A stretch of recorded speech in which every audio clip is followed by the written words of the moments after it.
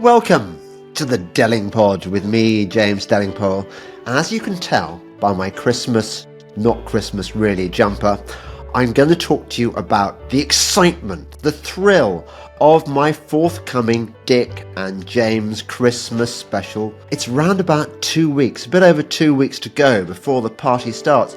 And I don't want you to be one of those people who misses out on what is undoubtedly one of the highlights of the year. So many lovely people that you're going to adore, if you don't know them already, are going to be there in the adoring crowds watching me and Dick on stage, and also watching the unregistered chickens, of course, beforehand. And there's going to be some names and faces that you know. Clive de Carl is going to be there with his magical chair, and there are going to be people selling stuff that you want to buy on stalls, you know, sort of magical potions, unguents and things like that. And it's going to be fun. I mean, obviously I'm going to be good, Dick's going to be good, but you really come to these things to meet like-minded folks. So get your tickets now. I'm afraid to say that the evil Illuminati scumbag tickets, the VIP tickets as they were called before I changed the name, they've sold out. But it doesn't matter. I love you ordinary humble folk who just buy the ordinary humble tickets just as much. In fact, maybe I like you more because you're horny-handed sons of toil. Anyway, please come and be there. I think it'll be such fun. I love seeing you. It's on, I didn't mention the date, did I? December the 6th. Saturday, December the 6th. And I haven't mentioned the other exciting thing. You'll probably want to stay overnight, and it's lovely countryside roundabout. And the next day, I've commandeered the church service. I'm going to decide what the hymns are going to be. It's a really, really lovely church. And if you fancy coming with me to it's the 9:15 communion service. But I'm going to choose the hymns, so there won't be any rubbish. So it's Advent. So we're going to get stuff like, I'm going to make sure we're going to get O Come Emmanuel and Hills of the North Rejoice, and maybe some other ones that we know and like. You've got to be there, haven't you? Got to be there. December the 6th, Dick and James's Christmas special. See you there. I love Delingpole. Go and subscribe to the podcast, baby. I love Delingpole. And listen all the time, subscribe with me. Welcome to the Delingpole with me, James Delingpole. And I know I always say I'm excited about this week's special guest, but before we discover that he's not a special guest at all, let's do the sponsor thing. Gold and silver. They've been going like rockets recently, especially gold. I think silver will follow. But I'm no expert. What do I know? I just know that I've got some gold and I've got some silver, and I'm very happy to have some. There are two ways of owning it. Either you can buy physical gold in the form of gold and silver bullion, or in the form of coins, or you can take the monetary metals option. Monetary Metals is a company, and I've had the CEO, Keith Weiner, on the podcast twice to explain how it all works. It's a way of owning physical gold and silver, but you get paid interest on your holding. Now, this is different. When you hold gold in a vault, you have to pay a fee, a management fee. But if you buy gold and silver through Monetary Metals, you get paid interest. So you don't have to pay storage charges. You're actually earning income on your gold, which is paid in the form of more gold and silver. It sounds like it doesn't make any sense, but actually it works because the jewelry industry pays money to Monetary Metals for which enables it to pay you interest on your gold. It does work. So if you want to buy gold and silver through Monetary Metals, you go to Monetary Metals, monetary-metals.com/Delingpole, and you can find out more about it. monetary-metals.com/Delingpole. You can earn up to 4% in their leasing program immediately after funding your account. You can even earn higher yields if you are an accredited investor via their bond offerings. they let you earn income on their ounces, paid in more ounces of physical gold. The interest you earn is paid in ounces of physical gold or silver, which you get in addition to any price appreciation from gold and silver during the year. Join thousands of investors earning interest in physical gold and silver every month with Monetary Metals. Visit monetary-metals.com/Delingpole to earn more. Welcome back to the Delingpod, not special guest Dick. We're Grumpy both and angry. not special as well. We're both Grumpy and angry. angry. Why are we We're angry? Tech angry. Tech angry. Like, I sent you a series of emails to your Gmail address with the link to the platform, the podcast platform, and none of them Did came your through. emails appear in my Gmail? No. No. And did I send myself a message from my BT Internet account? And it Yes. worked fine. Do you know why I think it happened? Hang on, am I still there? Yeah? Oh, I just minimised the window. God, I'm being technically crap at the moment. Do you know why I think it happened? Why do you think it happened? I'll give you 3 words. Vade retro satana. I was on the way back. You know, Yeah. you'll never guess where I've been today. Horse riding. No. That thereby hangs a tale. It begins with a W.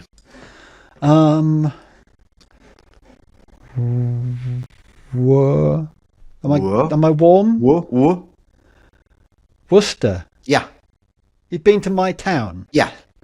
How recently? When you sent the message saying, what time should we start our podcast? Yeah. 3. I was in Waitrose, Worcester. We haven't got a Waitrose in... Oh, we have, I There suppose. is. It's at the top of London Road. Exactly. Yeah. Yeah. Now, what I would have done is come to your place, and the only reason I didn't was I had to get back to do the shopping and see the man who's chopping down the blackthorn in our garden, and to prepare the way for the women folk to come back and have supper and stuff. Right. So otherwise, I would have been there, and I Okay. was frustrated. I was in a cafe in Francini's enjoying a black coffee and a cinnamon bun. Black. Black coffee, yeah. If it's a really good coffee, I will drink it black these Will days. you? Yeah. That's quite radical. It's a shift, and Yeah. it might help with something I'm going to be touching on later in this discussion.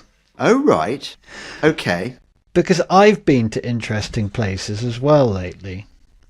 Where did Oh, you I haven't. go? Oh, my goodness. What? I know what you're going to say. What? Is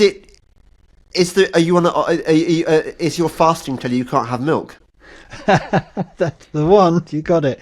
I'm not starting that yet, but I've dipped my toe in the water, and I'm kind of being drawn inexorably towards becoming your ortho bro. My actual ortho bro. Your I'm gonna actual I'm going to ortho be, bro. Dick, I'm going to be so envious. Well, in a way, I'm doing it so you don't have to, because it's quite onerous. I've been looking into what's required. You know, you're fasting pretty much, I think something like 180 days of the year or something like that. Yeah, there's a lot of fasting going on, and I think so. I had an Orthodox guy on my podcast. We did the first 2 bits of Psalm 119, Right. and I looked at his website and I saw there was a thing saying this week's fasting, no oil. So The oil, you've already hit on the big issue. It's sort of like, yeah, okay, I can go without meat for a day or 2 in the week, and fish and dairy possibly, although that would be a bit of a bind. And then you think, well, I'll do myself some roasted vegetables. But then it's like, well, you can't even have oil. Do you know butter why cut- you can't have oil? no, Because it was to do with not having anything to do with stuff that might have touched blood.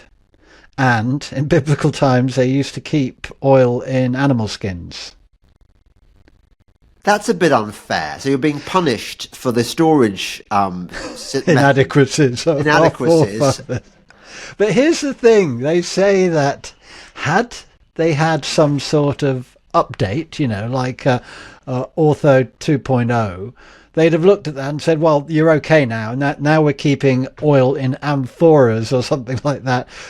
We can bring oil back. But there you're already into the territory of why is Orthodox the one to go for? Because it hasn't changed. You can't go changing the bits that are now outdated, because you'll end up with the Church of England. You'll say, well, look, there weren't as many gay and trans people back then, but let's let them in because, it's an update.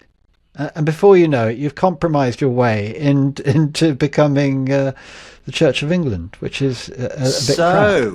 Well, we certainly we cut out the foreplay there, didn't we? We went straight to well, you kind of anticipated me too well. I guess, didn't I?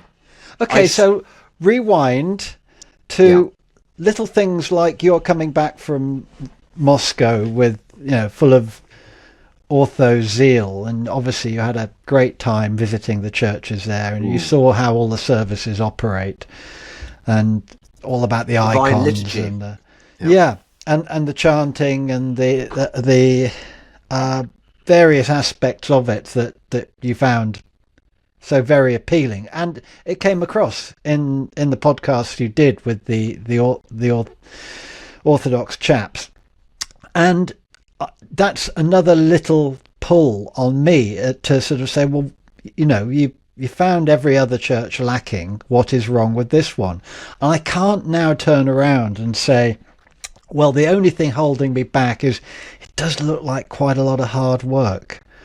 And that's not enough, is it? That's not enough to say, well, no, you have a rest, Dick. That you don't need to stand up for an hour at a time every Sunday while there's some chanting going on in front of you. You don't need that. You need a nice religion where you can sit down and look at the pretty stained glass. So I've had to have this internal dialogue. Yeah. And it's hard to fight it. It sort of, and I mentioned this when I went to the service. So rewind again. I'm jumping ahead. We both discussed the fact that there is a little local Orthodox church near me, Bransford. That place I took you while swimming on the team. Very close to there. Yeah. The swimming hole, yeah. Yeah. So it's way down this little country lane, a tiny little 12th century church. Yeah. Right. Very cute. Lovely, small, perfectly formed. And it is the local, Greek Orthodox church. How did they get that?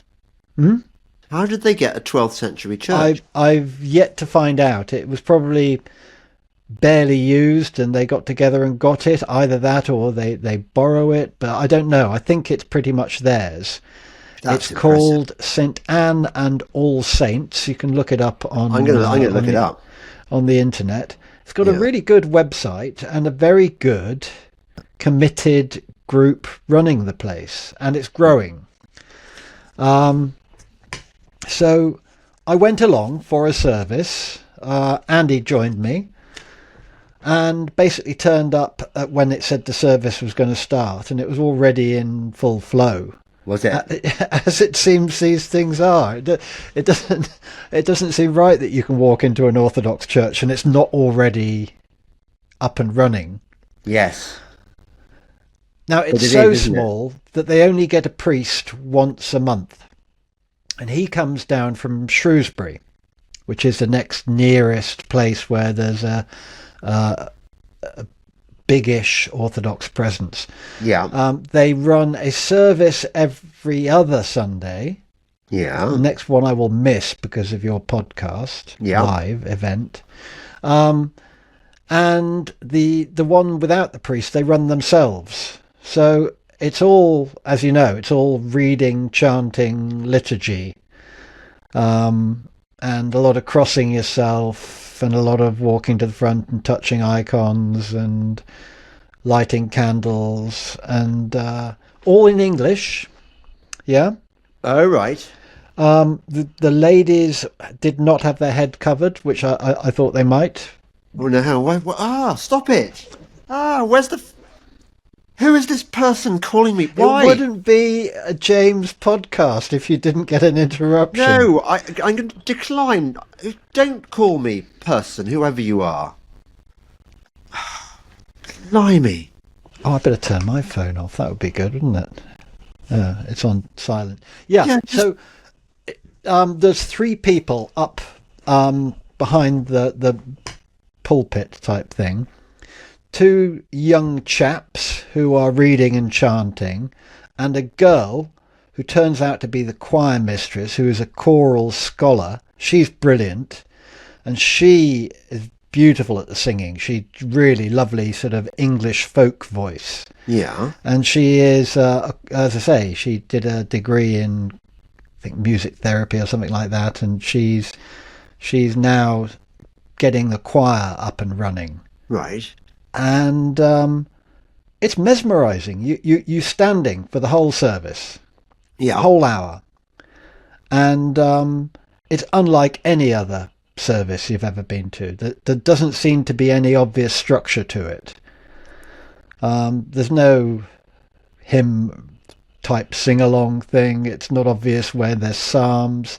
You recognise there's readings from the scriptures, but one of the scriptures, it was like talking about Matthew in Ethiopia, and then you realise, hang on, this is one of the Orthodox Gospels. You know, one of the things that isn't in our Bible. Oh. And Matthew went and converted the Prince of Ethiopia or something like that, and got tortured by him and locked up. And it's heavily geared towards venerating the various saints. So it's all geared around whichever saint's day it is that week. And then at the end of it, there was a sermon, and then we all had coffee and talked, and it was, How many of you were there? 20 or so. Right. And there was a chap with his wife and child 2 rows in front, and at the end of it he turns around and he goes, "Hello, Dick. I was wondering when you'd turn up." He was a listener of this podcast, so hello, Ian. Whoa. Yeah. So Wondering he when had you'd heard us turn up. mention this church before, and he was he's fairly recent himself, so I've got a friend in there already. Catechumen. Yeah, is that? Yeah, he's getting his confirmation, I think, on the night of your on the day of your show. So Really? yeah. Well, that has taken away some material, the bombshell material that you might have dropped in our show. Our Oh, I Christmas intend to special. repeat it. I'm a little bit obsessed with it all right now. Oh, wait. I almost wish I wasn't, because it's going to be hard work. It You is know, going fasting on Wednesdays and Fridays. It's not just like Easter. You're meant to be doing it twice a week. You know how you get around that one? There's a workaround. Yeah, travel. If Travel. you're travelling, you are exempt from fasting. Yes, and if you turn up to someone's house and they put a plate of meat in front of you, you don't say anything, because you can't be boasting about your fasting. No. Do you think, Dick, on fasting nights, I should invite you round? So I'd drive an hour and a half just Yeah. to get a plate of meat. I had this feeling, Dick, that it being a Wednesday and all, you might want to come round and have some oil with some milk in it. Oily milk. Actually, funnily enough, someone mentioned the analogy of Orthodox Christianity is the raw milk Christianity. They're saying C of E is like skimmed milk, and maybe Catholicism full fat, but Orthodoxy is raw, unpasteurized, etc., full fat.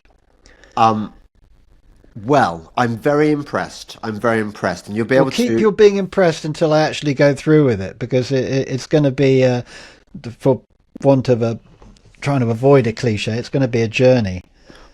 Well, you can have much to talk about to ortho cis Izzy, and yeah.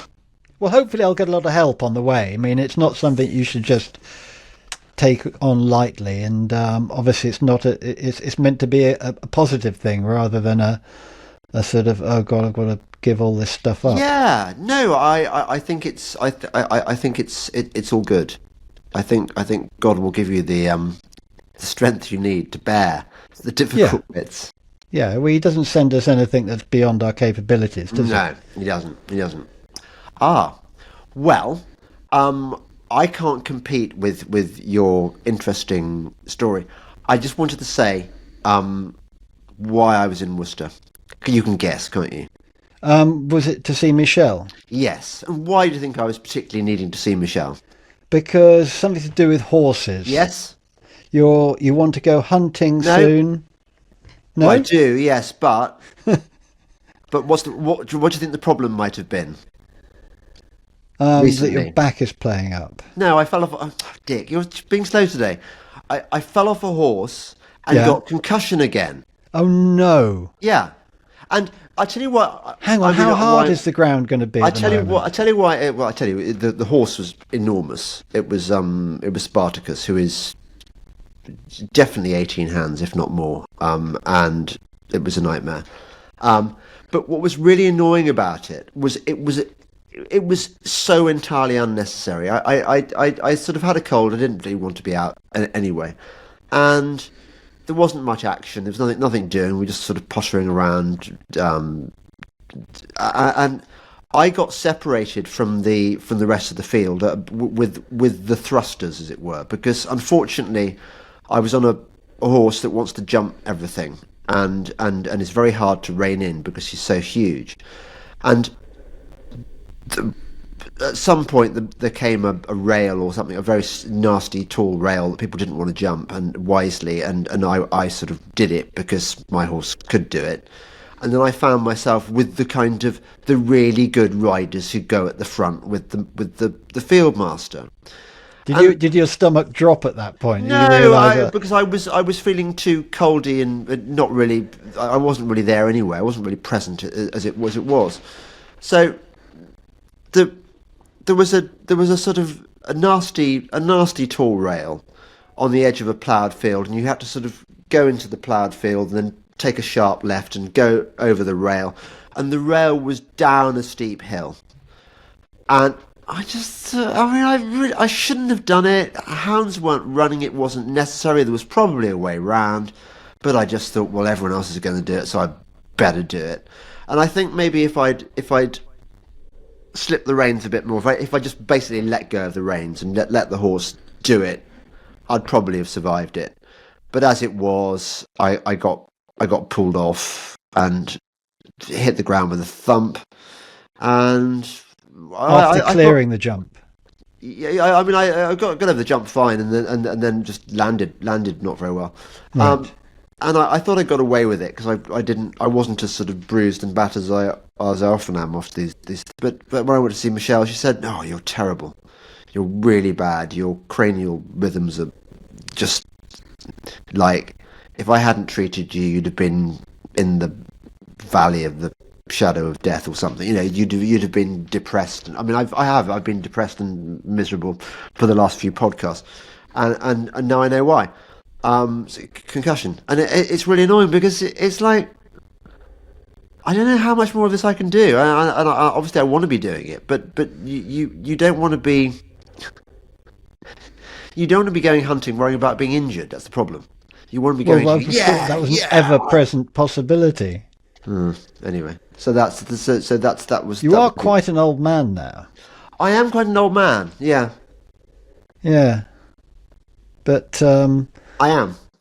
yeah, it's obviously not a great place to be. You've been concussed for the last 2 or 3 podcasts. Yes. Blimey. Yeah, so the last 3 podcasts, certainly I would have been concussed. Or possibly 4 podcasts. Or actually, yeah. Have you got Yeah. visible bruises on you? No, not at all, no. It's more the kind of, I think it's the, when you hit the ground, your brain gets whacked. Like a boxer. Yeah, exactly. Right. Exactly. So I didn't land on my head, but it doesn't really matter. It's the whiplash that causes the kind of the. Well, as you know, I had to take our father to see Michelle the other day. Yeah. And he was in a right old state, and she hopefully has put him straight. But She's like an angel, Dick. She's like an angel. She is. she certainly is for Delingpoles. She is. She's like a rescue. She's not like guardian angel. She's our rescue angel. She's the international rescue angel. Well, local rescue angel. Yes. So that was an annoying thing. I'm trying to think of something that might be. Oh yeah. Are you looking forward to Dick and James's Christmas special? I am. Is it just me, or are there special guests?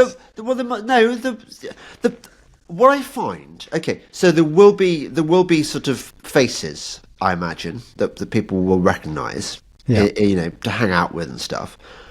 But what I find is that when there's you and me, and we just do our chat. But when you invite other people onto the stage, it gets a bit awkward. You sort of make a bit of small talk, and then it's like a sort of. Well, obviously, I'm famous enough in my own right to. Well, you are. I justify think you that. are.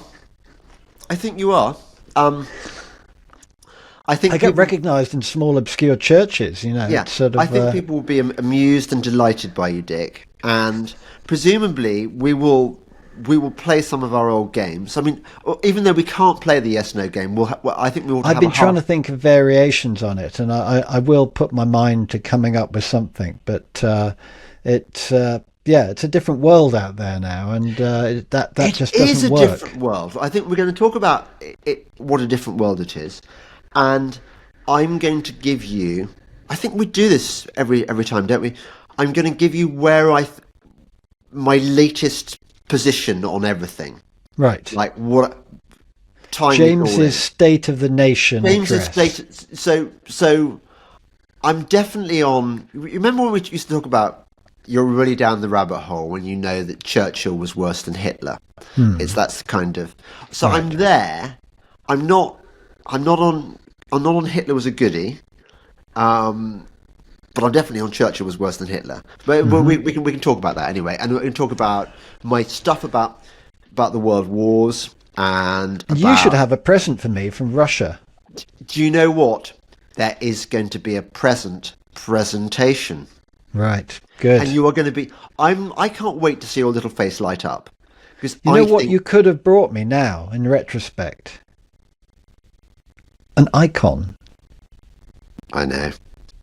I've got Izzy, Orthosis, gave me an icon of St. Paisios, and it's on my desk. And who is he? Ah, you'll love him. You're going to get to know all the saints, Dick, and you're going to love St. Paisios. He's quite a recent one. I'm old enough to remember when he was simply Elder Paisios. Is this the chap you met on Mount Athos? I like to tease people into thinking that I met you. I'd love to have met him on Mount Athos. I don't think I actually did. I met another elder who would definitely who is probably a saint now, but at the show itself. Yes. We'll do it now, but you must recap on the car journey down Mount Athos story. Because I can't quite get that right in my mind as to how it happened and who was in the car and the order of events. So we'll go over that. I will tell you that story. We'll keep our powder dry for some things for the show. I told that story to a monk by the way, viewers and listeners, it's not going to just be Dick and me sitting down and talking about orthodox things. We'll talk about. We're going to cover everything. We're going to cover everything. It will be the everything conversation, And then afterwards, you get to hang out with lots of people that you love, the best friends you never knew you had, and we sing Jerusalem. And you know about the church service that I'm organising. Yes, the following day. Yeah, And you've chosen the hymns. I've chosen the hymns. So I've got two, definitely, lined up. Have you got Hills of the North Rejoice? Have I got Hills of the North? Of course I have. And that's thanks to you. Yeah. Because when you mentioned that it's got an Advent voice in it, Hark to the Advent Hark to voice, the Valley Advent and voice. Lowland sing. and that explains to me why it's never on the board. Why, yeah, you don't get it throughout the year. You've got to catch it at Advent or not Yeah. at all. And if you're not going to church except for Easter and Christmas, you'll miss out Advent, and so you'll miss all the build-up stuff. I've been looking though, and there aren't that many Advent hymns. Right. Okay. Well, the problem is if you Google it, AI is rubbish. It just doesn't come up with anything. AI is a lie, isn't it? I mean, lie. it just makes it up. It basically shoves in Christmas hymns. It hasn't got a clue. No, it hasn't. It's godless. And the thing about AI is it's not just, it knows it hasn't got a clue, but it will brazenly lie because it knows that no one's going to ever take it up on it. It's sort of like, yeah, You've just I lied, asked I'm me AI. an interesting question. Yes, I'm just a you computer. are very intelligent, and I'm going to lie the arse off to you. Yes, yes, I'm lying, but I'm going to flatter you. Then you come back the next day and said, that thing you told me yesterday turns out to be a lie. Yes, you're very clever working that out. I did tell a lie, but thank you for correcting me. I will try and improve next time. I will try and improve my lying technique. Bastard! Yeah. The people who design who program it must be so evil. Yeah. Can you Well, obviously. imagine? Yeah. I mean, Elon Musk himself probably programmed it. I mean, he's evil. They've been waiting for this moment for years. Millennia. Yeah. Yeah. So hang on, you ran the car story past a priest. Never got past that bit.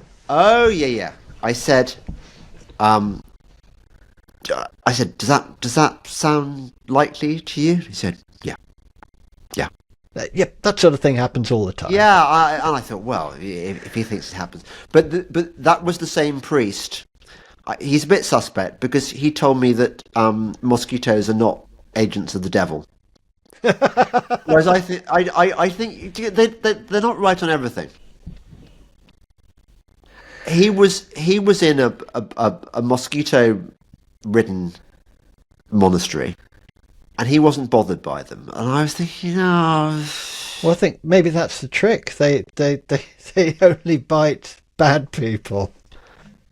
you say People who haven't prayed enough that you say day. I'm a bad person. Well, you probably compared to an Orthodox priest, you probably I wonder are. whether you can, achieve such levels of sanctity that mosquitoes don't bite you anymore because your blood isn't bad enough. Remember when you were talking to Majid Nawaz, was it, about his time locked up in a cell? And you were asking about the mosquitoes, Yeah. and he said that's where you appreciate spiders. Because the spiders eat all the nasty things that can bite you. You'd have to get a pretty good spider to be doing that, wouldn't you? Yeah, When but have you ever been in a room where, I'm not worried about the mosses because the spiders are going to. there's no sharks. The crocs have had them all. Yeah, exactly. When have you been in that situation where You show don't me know that whether you're in spider? that situation. You might have a really good night's sleep and not know that were it not for the spider, you might have been eaten alive. Yeah. I would be very happy with spiders. I have no problem with spiders. Even I think bird-eating spiders, I wouldn't But mind. they don't make a noise for a start. They don't. Can you imagine if they did? Oh, What sort of noise would a spider make? Yeah. because there had to be a bit of an E in there, just to capture the annoyingness of the mosquito. But there's a bit. They're like a sort of dog mosquito, aren't they? I suppose they're dogs They to didn't cats. make a noise. Yeah.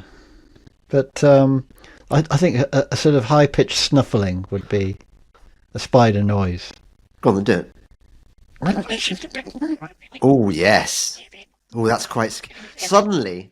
I like spiders less. Now you've made the imaginary noise that a spider would make if it made a noise, which is unfair, isn't it? Actually, Yeah, we're giving poor spiders, like they don't have a hard enough time already. We're now saying they're noisy buggers who keep you awake at night with their snuffling. yeah. Which Clearly which not the case. Which they don't. No. So I'm trying to think what else have been because we haven't seen each other, and No. I have been looking forward to seeing Dick, and not Well, seeing him. I've done other things. You want to hear the other thing I've Yes, done? please.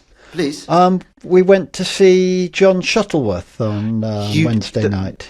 And I turned it down. You turned which it down? which was wise of me actually, because you'd have just got me in my concussion phase, so I'd have been rubbish Yeah. anyway.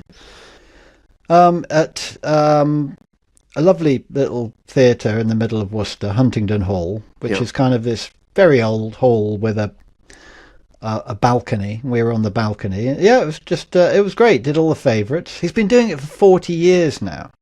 This is his 40-year celebration called Raise the Oof. Do you think? I mean, he's reasonably famous. Do you think he's Illuminati adjacent? Do you think he's? I don't think he does well enough to have made a half decent deal with the Illuminati. I think he'd have had a pretty raw deal if that's what he did for his fame. Yeah, but I was thinking about this. I was thinking about Robin Hitchcock. So, do you remember? You didn't go and see that gig, did you? Bingo hand job, or did you go and see it? I remember you going to see it. So the gig that everyone wishes they'd been to, because the tickets were like gold, gold. The Harry Potter ticket, no, the Charlie and the Chocolate Factory. Anyway, people wanted to go and see it, and Robin Hitchcock was playing with REM in this tiny venue, the Borderline Club in London, and I was thinking, Robin Hitchcock is not as famous and rich as REM, and he's not as much of a wanker. Definitely, I mean, nobody could be more of a... Well, actually, that's not true. Bono could be more of a wanker than Michael Stipe, but Michael Stipe, on the spectrum of wankerishness, is quite He's wankerish. A-list wanker. A-list wank, yeah. But when Robin Hitchcock made his pact, the deal was, okay, you're not going to be Jimmy Page, you're not going to sell like REM, but you are going to be the kind of the quirky English King of quirky. king of quirky. But that doesn't mean he's not Illuminati adjacent. And so I'm thinking, John Shuttleworth, he was part of the punk scene, wasn't he? Well, he had Jilted John. He was as a Jilted one-off John. Sort of. He did Gordon as a Moron? Yeah. He did that song. He had a hit in the hit parade, as it was called in those days. He'd have been on Top of the Pops Yeah. with Jimmy Savile, probably. Just saying, Dick. Does that mean absolutely everyone who had a hit and who got on Top of the Pops had made some sort of deal? The Barron Knights. Who else?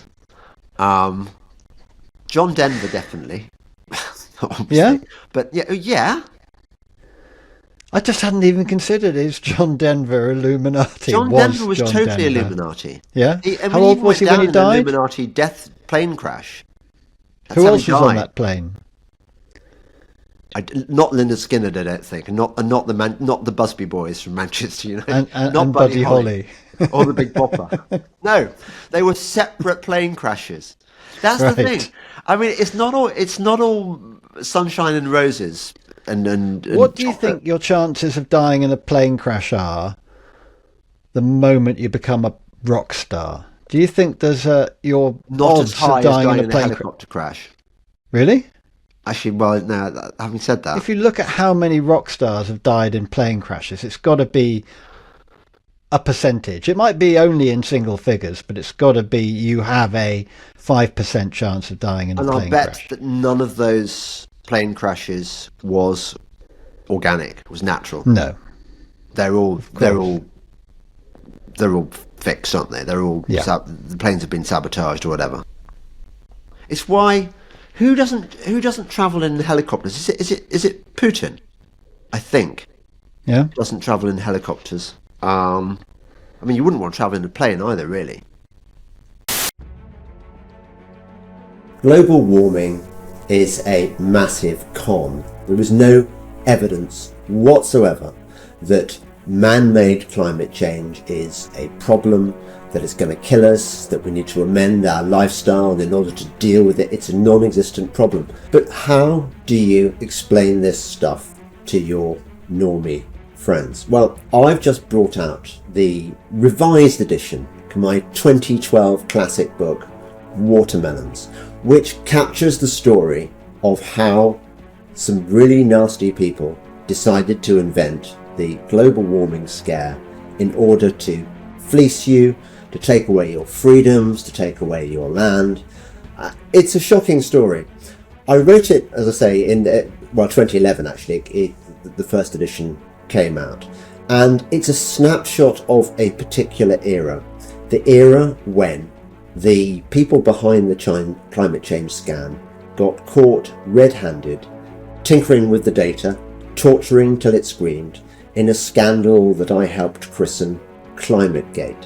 So I give you the background to the skullduggery that went on in these seats of learning where these supposed experts were informing us, we've got to act now. I rumbled their scam. I then asked the question, okay, if it is a scam, who's doing this and why? It's a good story. I've kept the original book pretty much as is, but I've written 2 new chapters, one at the beginning and one at the end, explaining how it's even worse than we thought.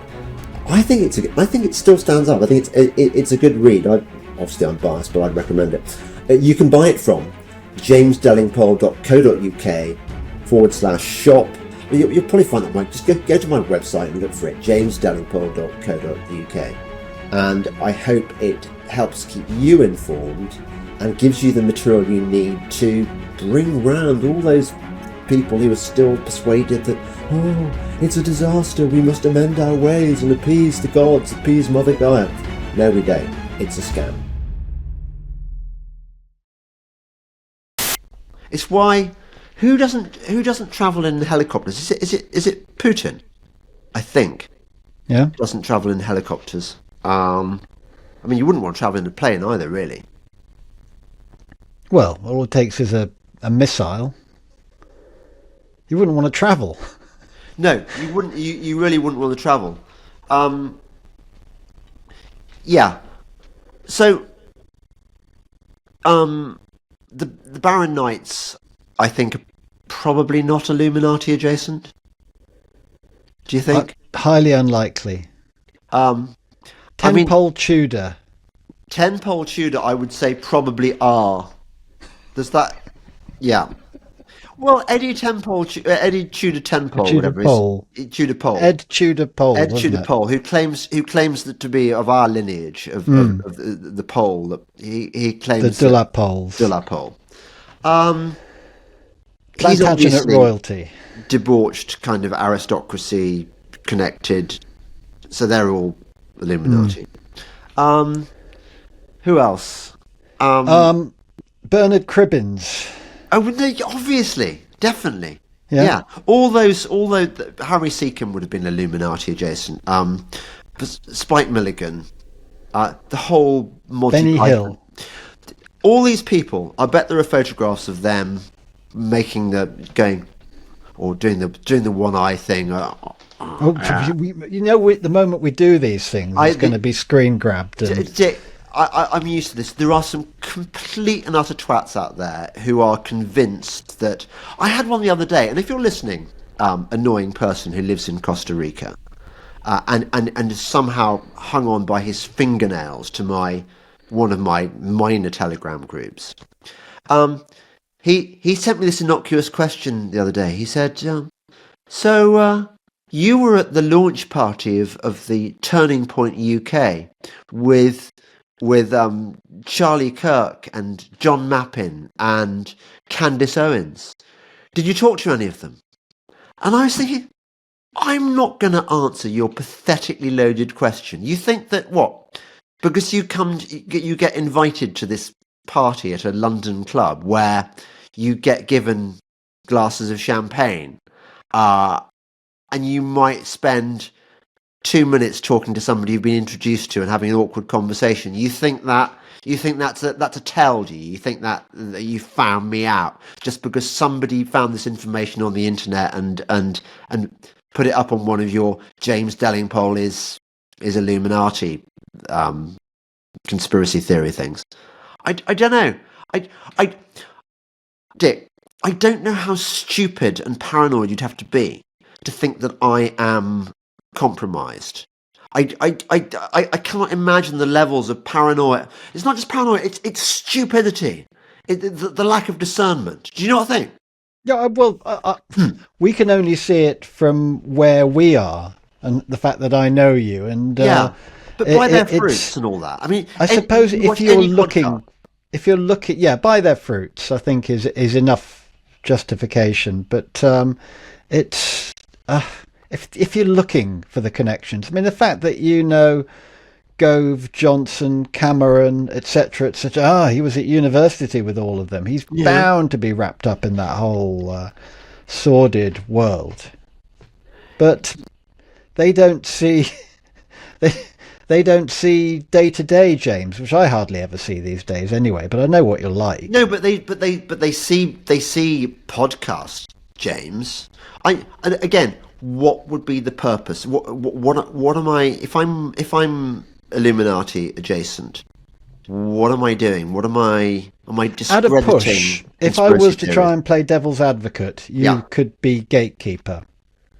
Right. You could be taking them so far, but not there. But I don't know where the not there is, because there's nowhere you won't go, including flat Earth. I'd love to know where I'm not taking people, because that's my next area of inquiry. I mean, I'd love to know what the secret stuff I don't know is that I should be knowing and telling people about. That would be good. I haven't found one of those recently, I don't think. I'm running out of a rabbit hole that you didn't like the look of. No, well, I've rejected a few.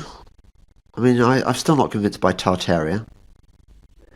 It's a tough one, that. I mean, that if you know a little bit about history of art architecture, you'll know that there were a lot of stonemasons back then, and it was like it's not a great stretch to understand that you can chip away a stone and then put it on another stone and eventually build a cathedral. It's and other great buildings, etc., etc. So I find it a little bit of a stretch, the whole Tartaria thing.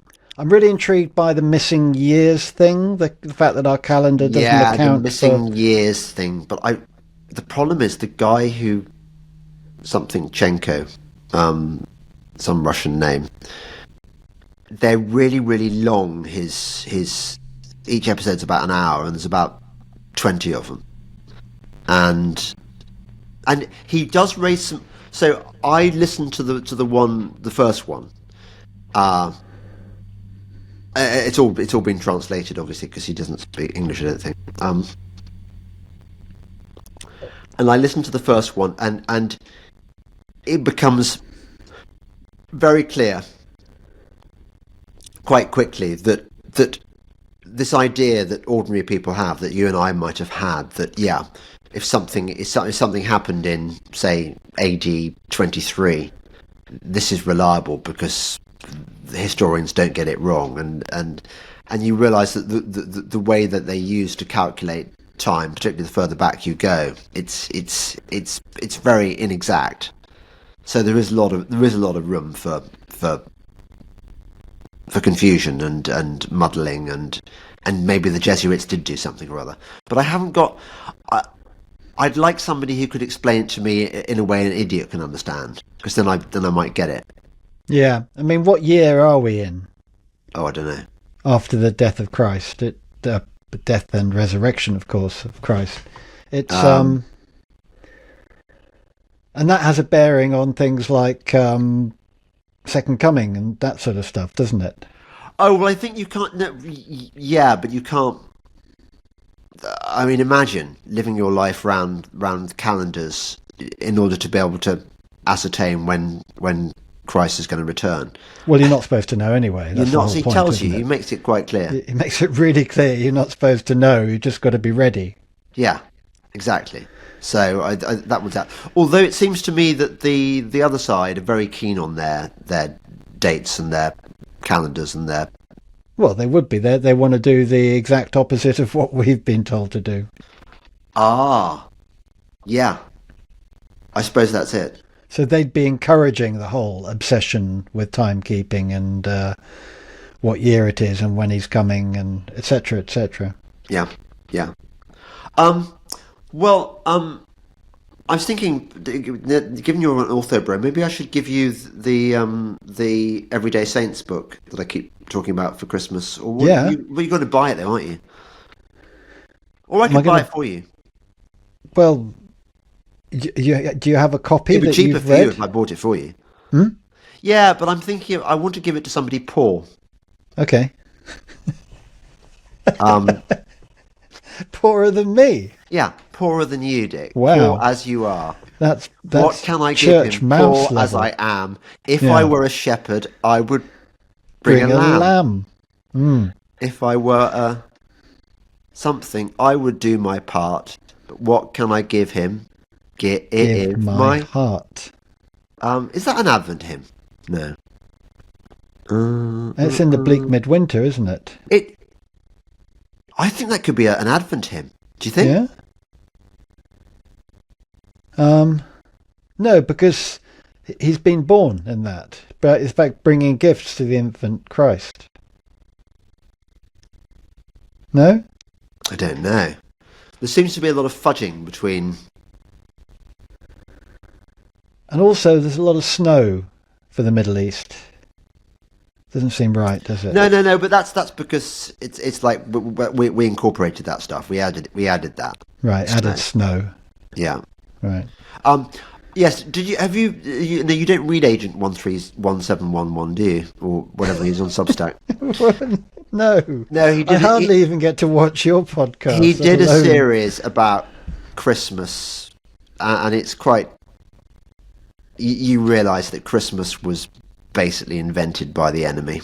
I mean, not the bit where Jesus was born. Not the nativity. Not donkeys and Mary and stuff. That's all right. But Santa is meant to be an anagram of Satan, and all the commercialisation of. Actually, this made me think. Another person who was in on the game. Dickens. Dickens basically invented Christmas, and Dickens was probably in with. I mean, do you think Dickens knew Albert and Victoria? He must have done, mustn't he? And You're the one who evil. did a degree in English at Oxford. But we didn't do royalty. That wasn't the. I think that, according to this person that I read, who sends me not telegrams, on my Proton mail, who I'm trying to get on the podcast, but he keeps not replying to me. He sends me these long, incredibly erudite screeds, like this one, Dick, the one I want to get him to talk about, which is that the Irish Troubles was orchestrated by British intelligence. And do you know who the head of it was? The head of evil?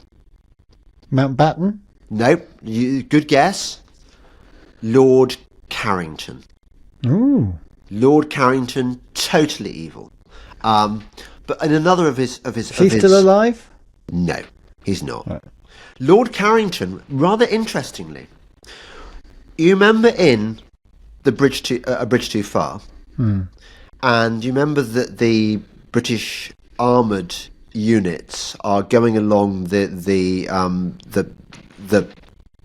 these roads above the dikes that separate the dikes, these narrow roads, and they're trying to get to Arnhem to relieve the beleaguered paratroopers, the beleaguered Hold airborne. until relieved. And Carrington was in the Guards armoured division, and was in, I think, the lead squadron that didn't advance any further down the road because they said that there could be Germans with 88s waiting for It them. might be dangerous. And there weren't any there weren't In any. the film, Yeah. they're brewing tea, aren't they? That's right. So it's an American-made film, isn't it? So inevitably they wanted. They had to get that in. But anyway, so Carrington, I think he was a serious wrong, and the reason I mention him is because I think of the most occultic kings and queens we've had, one of the worst was Queen Victoria. Another one was James I. The people who sort of practiced the dark arts. Right. So it would make sense that because Queen Victoria and Albert, decorating the pagan tree in their house. We will bring a tree into the house, Vicky. Ein Bauer. Ein Baum. Baum. Yes. Baum in the house. Yes. Weihnachtsbaum, we will call it, or something like that. Weihnachtenbaum. And then we will have sex. I think they had a very active sex life, didn't they? When she wasn't. Yes, apparently so. Yes. I will give you a rogering against the Baum, mein Vicky, mein Liebchen. Do you think that's probably what happened, isn't it? And then Dickens comes round. It's and almost says, exactly ho, how. ho, ho. I have an idea. I have an idea that I will invent Christmas. Oh, I'm sorry. Am I interrupting something? Yes, there's some Dickens going on. And in the future, Simon Callow will play me. Yes, he will. But in the meantime, I shall watch you. No, we're just going to ruin Christmas. Yeah, but maybe we should, maybe we should ruin Christmas. Maybe By the way, Christmas needs ruining. If you're thinking of coming to the Dick and James Christmas special, this is a taste of the kind of thing you might expect. But live. But live, Imagine yeah, that. Imagine. Imagine the laughter. It won't be canned laughter because we You don't could need smell it as well. Will The you? smell of pine The smell of pine. and pizza and merriment. And pizza. The pizza we have is very good. And I rarely, because of course I'm giving my special, they're not called VIPs anymore. We had complaints about when I call them VIP tickets, and quite right. I mean, we don't have VIPs in our world.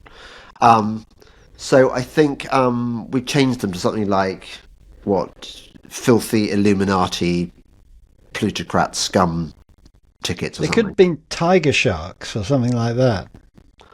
You thought about that? What, tiger shark tickets? Yeah.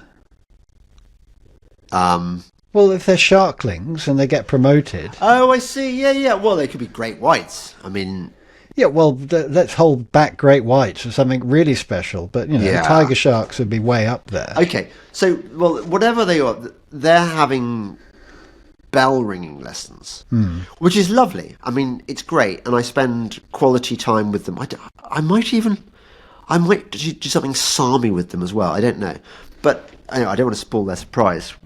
Well, I'll wing it when it happens. But what I find is that I don't leave a big enough gap between that and the event to get. It was kind of food like down. kind of on a knife edge last time. It was very worryingly, where is James? Yeah, that is the problem. I You might have spread to yourself too thin. I do. I might have to get the VIP guests to come a bit earlier, so that I've got time to eat some pizza. Otherwise, I'm having one of my crashes where, a bit like you're going to get all the time when you're denied oil. Yeah, I'll make up for it another way somehow. But you know Well- what else we can't miss? You've got to actually watch your brother and his band play. I made some sort of amusing quip to Andy, your lead guitarist and singer, and about how awful your band was, and he said, "Well, you'd know, wouldn't you? Not having ever seen us." He is so right. That's a good comeback. Yeah, but Dick, Yeah. it's the problem is that I need a kind of some special kind of before you go on stage, you need to downtime to. It's not that I think you're rubbish and I hate you and I don't want to see you. The spirit is willing, but the performance flesh is weak. Right. Well, at the very least, I want you to hear our psalm that has pretty much been written for you. Okay, which psalm? Which we've been working on. Psalm 54. I don't even know some. Yeah, there you go. Hang on. Do I? Save me, O God, for thy name's sake, and avenge me in thy strength. Oh, okay, yes. I do know that one, but I know the KJV version because that was in the early days when I was learning psalm, and I didn't realise it's a very short one. Yeah, but Emily exactly. has written a really lovely tune to it. Okay. So it's my new favourite of our songs. When you're in a band, your newest song is always your favourite, but this is a particular favourite because how many bands perform psalms? Yes, it's save me, O God, by thy name, and judge me by thy strength. Hear my prayer, O God, give ear to the words of my mouth. For strangers are risen up against me, and oppressors seek after my soul. They have not set God before them, Selah. Selah is this mystery word that appears in Psalms that no one knows what it means. Yeah, what is Selah? It just, no one knows. It's just one of those, Is it nobody like knows. Moxa? Yeah, it's one of those words that nobody knows what it means, apparently. Do you remember the origins of Moxa? I know exactly what. We were playing a game of Boulder Dash. And the word moxa came up. And I know what moxa means now, but you came up with the best lie of a definition, which was that it was a Yiddish version of Yiddish expression for shrug. Yeah. Moxa. So moxa. So ever since, I think everyone voted for my definition. Yeah, it did. And it was a case of the real word no one voted for because it's that stuff you burn for acupuncture. It's what? It's mugwump. Mugwump. That's a much better word. Or was it mugwort? Mugwort? It's like a sort of incense you burn on your flesh, isn't it? Hang on. I like mugwump. No, I think mugwort, moxa. Let's have a look. Look at this. Moxa, your trusted partner in automation. I hate the shit that comes up when you search for an ordinary word. Okay, what is moxa used for? Sorry, I was wrong. It's mugwort, not mugwump. Traditional Chinese medicine used in yes, it's those things that when you're doing acupuncture, instead of the needle, they put the. Well, sometimes they do it to prepare an acupuncture point. They burn and then brush away and then needle that point. I haven't had acupuncture for ages, but it sorted out my eczema. Moxa. Yeah. Yeah, well, I'm very excited. I really think you're going to love your present. Well, I hope so. If I give you that book. Although, do I have to wrap it? No, that'd be... Well, if you're going to give me something, it's the unwrapping is the theatre, isn't it? Yeah. You just want to avoid doing any work, don't you? No, it's not... Well, it's particularly wrapping. I don't like wrapping. I like wrapping. Do you? Yeah, I'm quite good at it. Yeah. That is a Christmas show conversation. That's not a now conversation. We shouldn't be. Well, no, Christmas is too late for rapping, unless you're a bloke, of course, which I am. I was on the point of saying something then. I've forgotten what it was.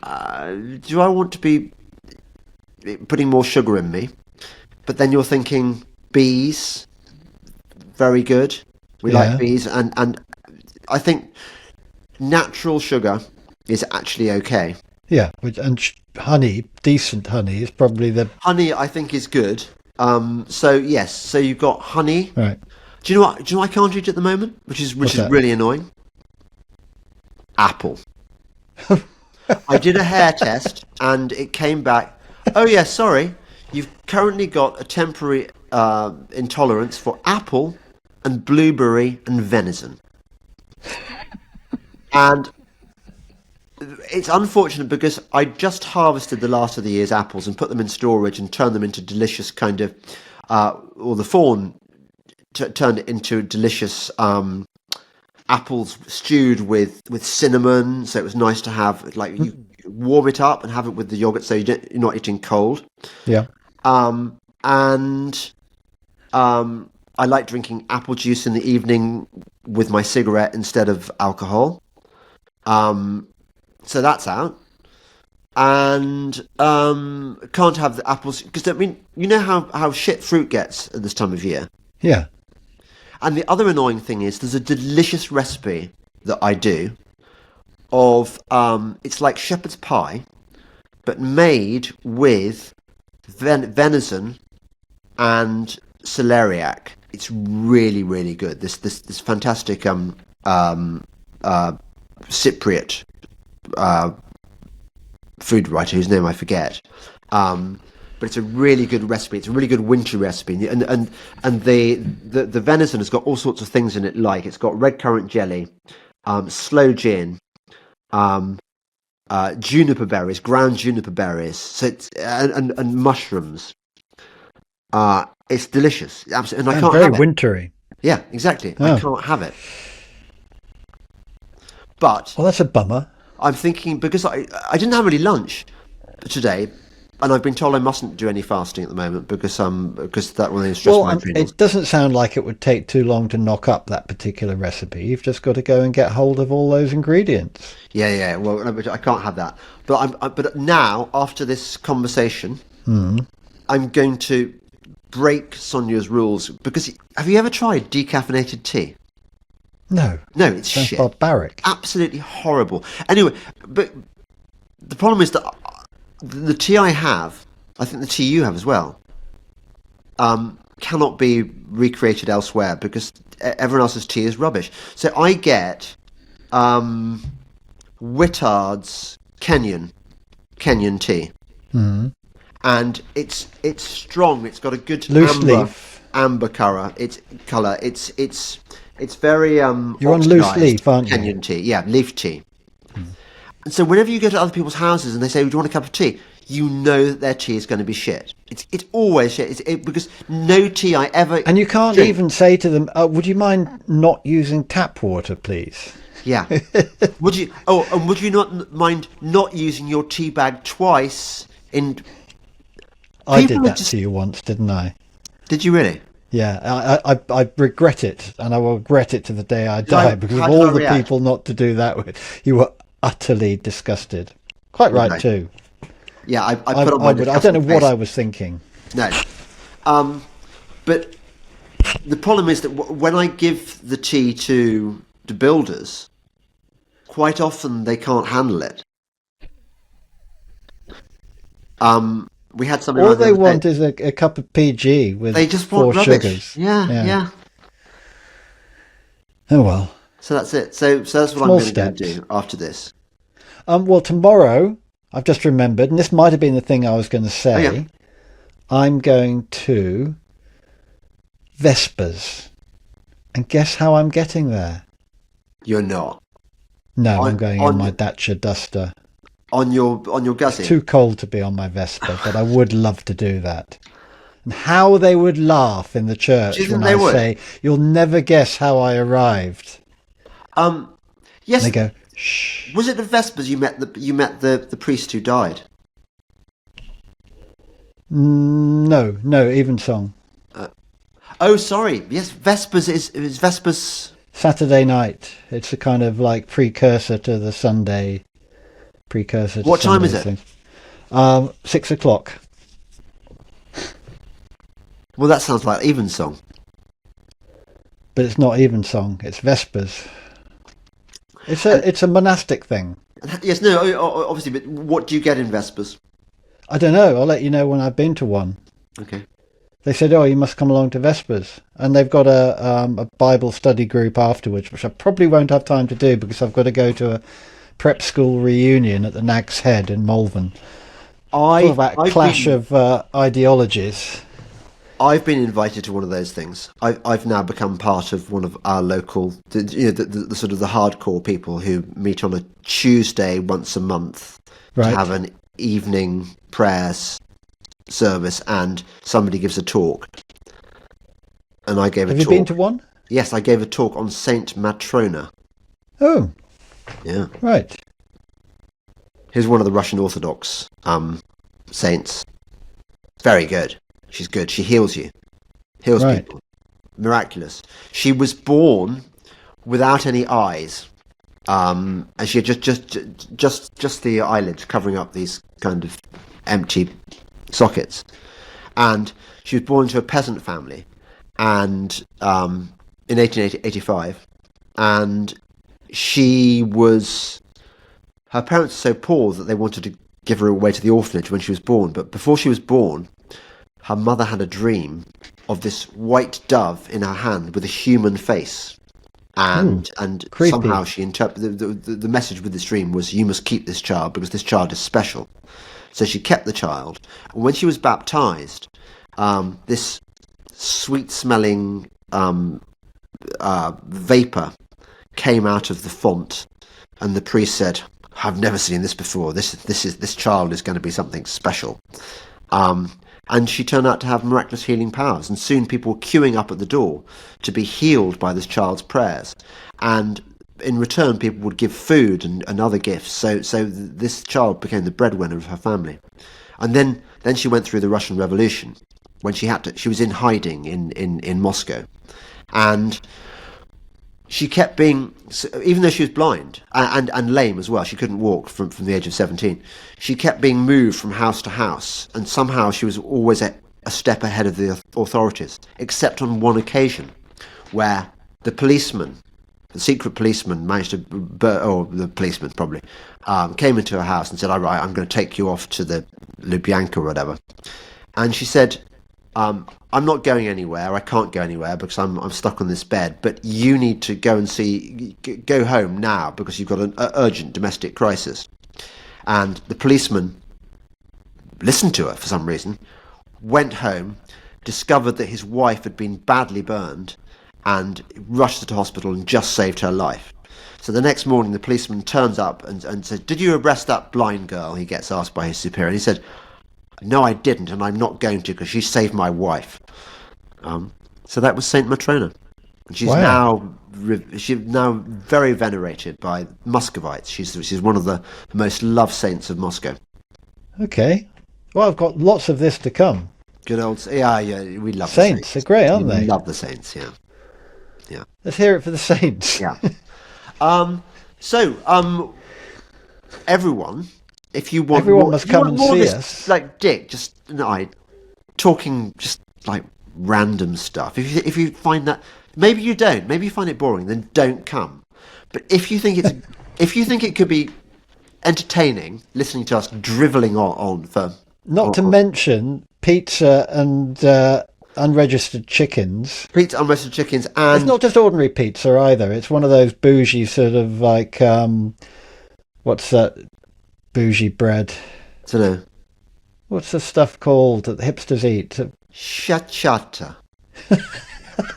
Schiacciata. Schiacciata. Is it schiacciata? The stuff that you've got the dough and you have to keep it, and yeah, with the yeasty thing. Sourdough. Why could I not remember sourdough? There's that, but there's lots. But mainly that you go for there's a cash bar, and then you hang out with people that oh wow, I can talk crazy conspiracy stuff and no one's going to judge me. In fact, they're going to congratulate me for being a crazy conspiracy theorist. In fact, the only thing you will be judged on is not being far enough down any rabbit hole. I do invite a few of my local normies, and they have their minds blown. We met rather entertaining friends, James.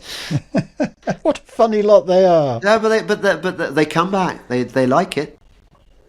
Yeah, it's these little things that gradually wake people up. You can't just do it all in one hit. You have to expose them to ideas. Yeah, and just like one of those might catch them.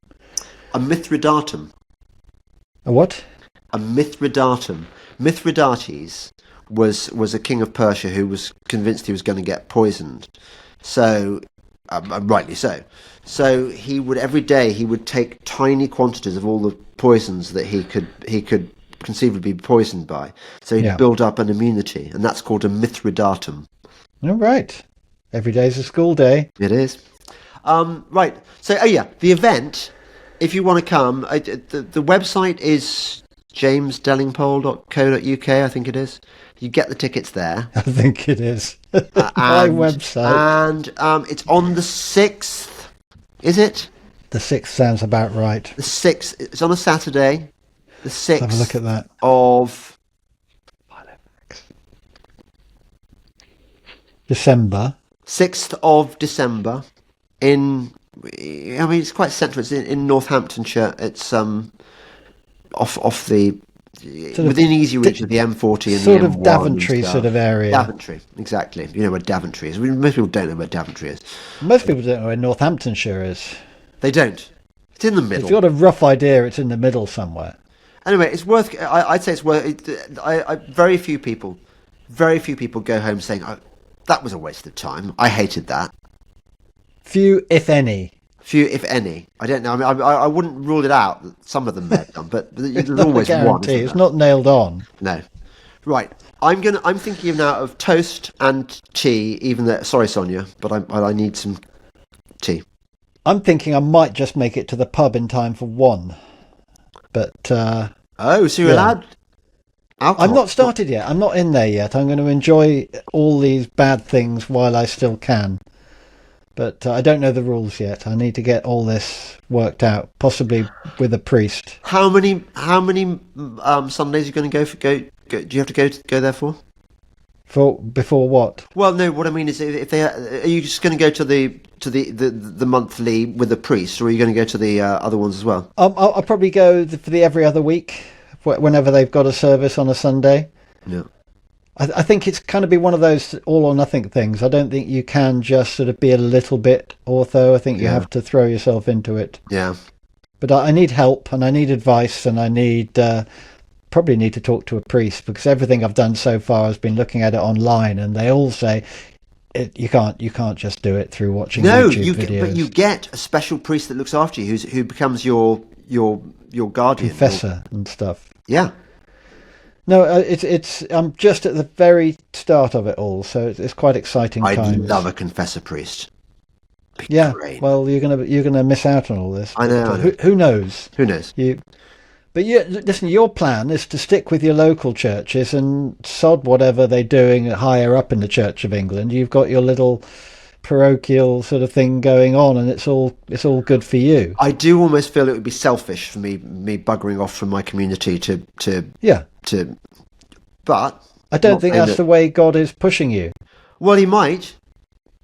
You've just got to listen, haven't you? Yes, exactly. That still small voice. A still small voice of calm. So, thanks, Dick. See you on December the 6th. And everyone else, see you too. See you. See you there. See you, Jimmy. And we'll have more of this. Yeah, more of this. Right. Bye-bye then, brother. Bye. Bye-bye.